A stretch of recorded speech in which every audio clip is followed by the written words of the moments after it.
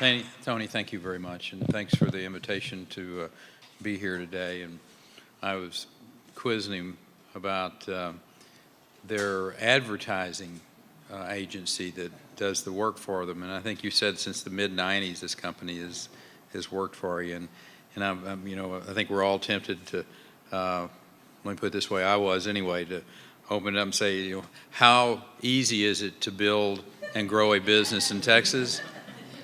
So easy, even a caveman could do it.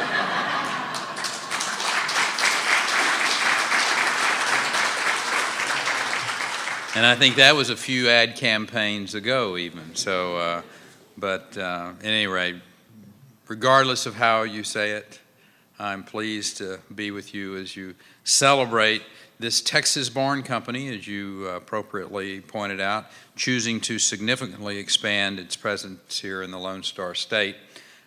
Whenever we hear about a major employer that's expanding or relocating to Texas, it reaffirms to us what we've been telling people for some time now. When you create a place that rewards innovation and hard work, that frees people to do their best to pursue their dreams, good things happen.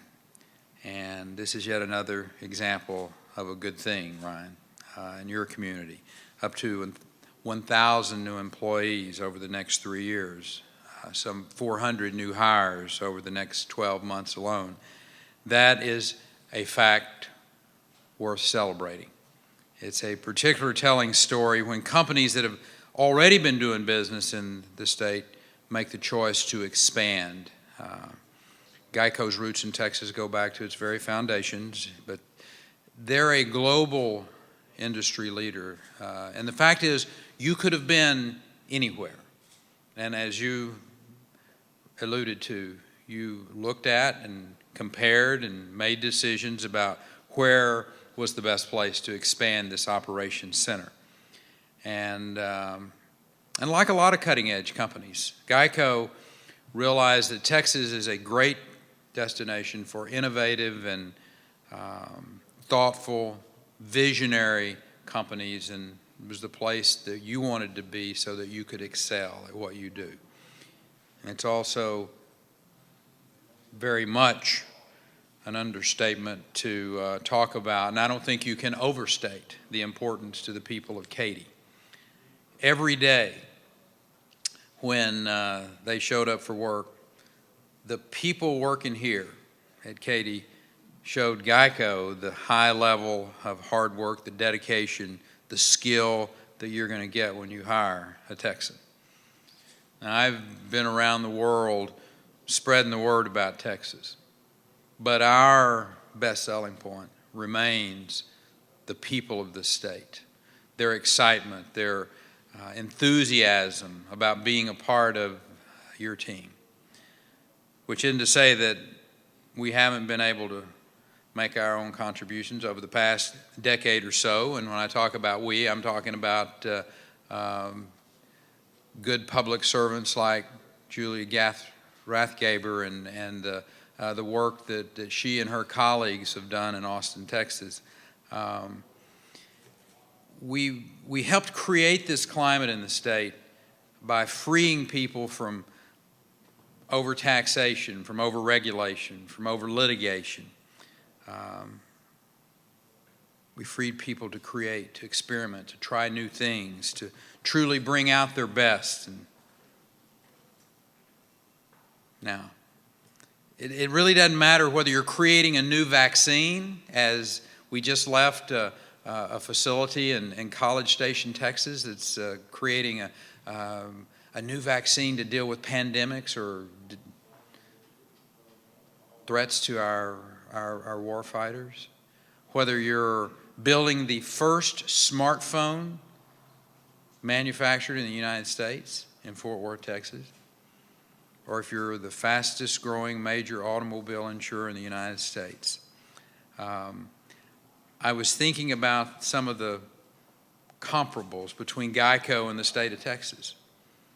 For the 9th year in a row, Texas has been chosen as the best state in the nation to do business.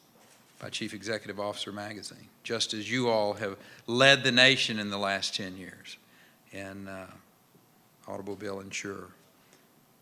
We've been the nation's top exporter for 11 consecutive years. There's nearly $265 billion worth of goods that go out of Texas on every trade day.